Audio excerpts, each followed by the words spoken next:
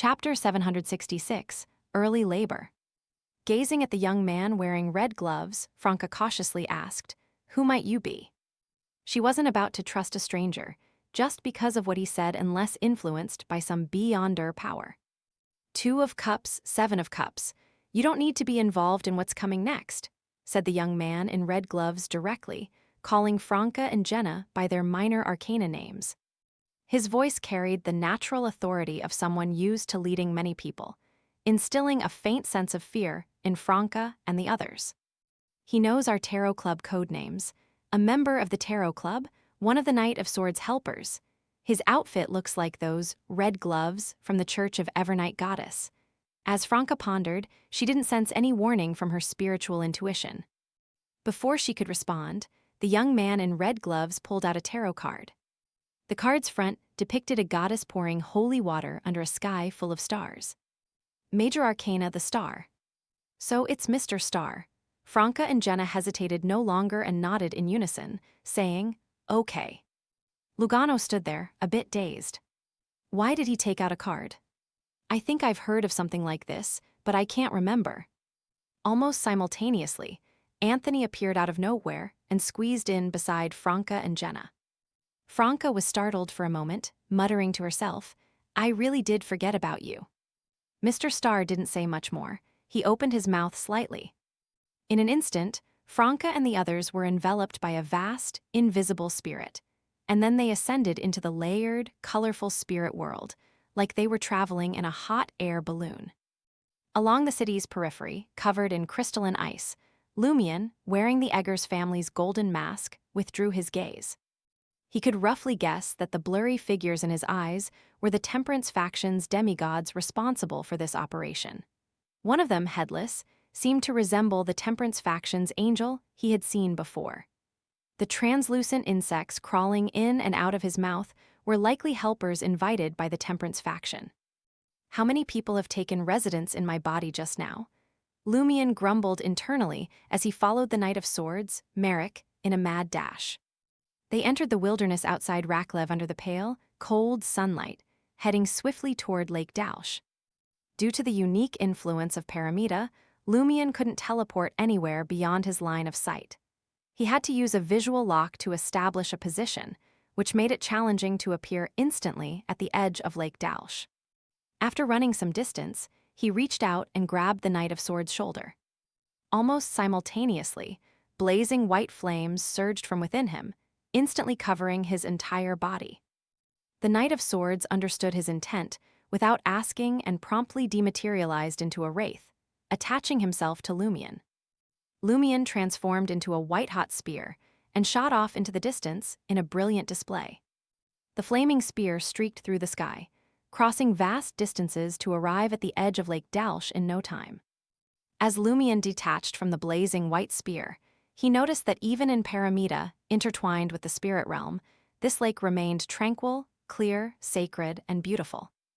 In the dim surroundings, the gray-white water seemed weightless, stretching upwards like a giant curtain, perhaps drawn to some high-altitude entity. In front of the water curtain, countless human skulls formed a mountainous head. Among the skulls of various colors, one stood out the most. It was at the very top, crystal clear as if carved from crystal, and significantly larger than a normal human skull. Instead of pale or dark red flames, the eye sockets of this crystal skull reflected a mysterious, intricately patterned, ancient bronze door. The door was slightly ajar, revealing endless darkness within.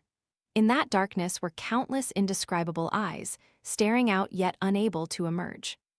Along the edges of the bronze door, strange, grotesque, and sometimes revolting hands grasped the frame as if trying to squeeze through but unable to. They only managed to scratch out piercing noises that seemed to tear at the human eardrum. Many spirits and human skulls were drawn to this place, gradually becoming part of the massive head. Is that crystal skull the undying skull used back then? Is the bronze door in its eye sockets the Death Sequence 5's gatekeeper's door to the underworld? A Sequence 5 can't keep the underworld door open for long, so they used the undying skull and the unique properties of Lake Dausch to fix it.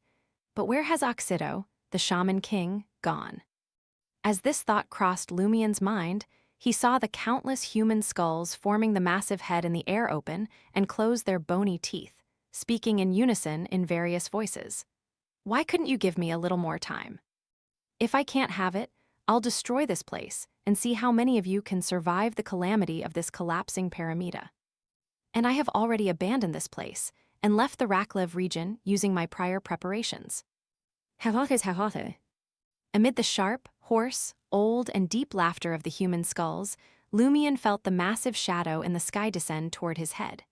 Cracks appeared in the ground below, growing deeper and revealing a dark void. All the skulls, including the crystal one, developed tiny cracks, seemingly ready to shatter completely in no time. At that moment, Lumion felt a chill leave his body, and all the skulls stopped cracking as if temporarily held back by an invisible external force.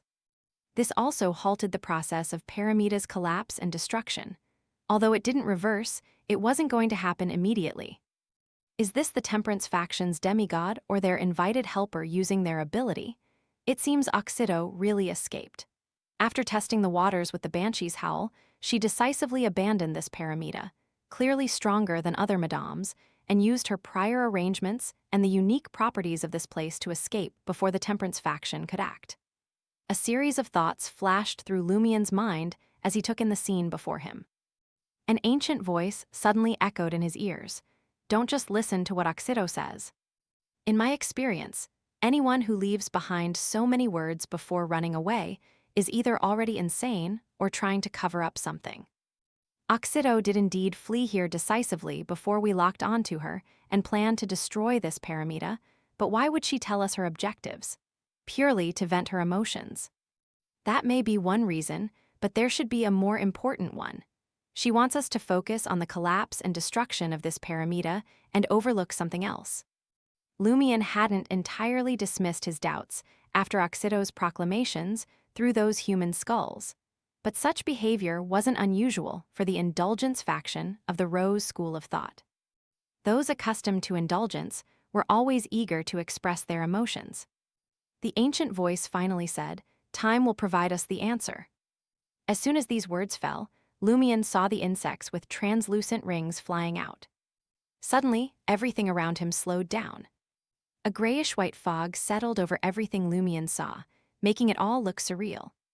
Soon after, everything projected on the foggy curtain started to rewind.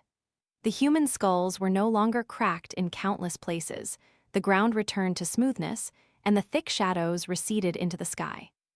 Time wasn't moving backward. Rather, recent history and events were being displayed. Lumion then saw a pair of brown wings that could blot out the sky, leaving the current shadow behind. Between the wings, each feather as large as a human head, stood a female figure with an exposed abdomen. The woman was as beautiful as the moon at night, her face radiating maternal brilliance, but her hands and feet were arched, with sharp nails that gleamed coldly. This was the Shaman King, Oxido. Having seen her male form, Lumion recognized her instantly. Her features were softer now, and her facial details were more delicate. Her belly was swollen, stretched taut with black veins visible on the surface. The skin was so thin that it was almost transparent, revealing the merging forms of numerous bird-clawed monster infants inside. She stuffed all those corpse-born bird-clawed infants into her belly. What kind of monster is she nurturing? No wonder the bloodline connection didn't work directly, only indirectly within a certain range. As Lumion came to this realization, Oxido reached for her belly in the scene from the past. With a tearing sound, she ripped her abdomen open, blood pouring out.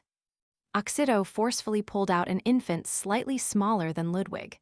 Its skin was pale, its flesh decayed, and remnants of 4 or 5 heads and 7 or 8 bird claws remained on its surface. A pure, clear membrane, seemingly from Lake Dalsh, covered the baby's body. Oxido let out a cry of agony as she threw the infant into the eye socket of the crystal skull.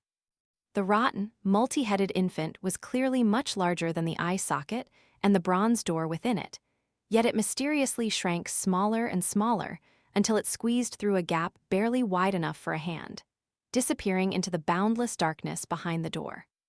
Is Oxido's ultimate goal to send that monster infant into the underworld, making some terrifying thing a reality? and now she's been forced into early labor. As Lumion had this thought, he realized the coldness inside him had vanished.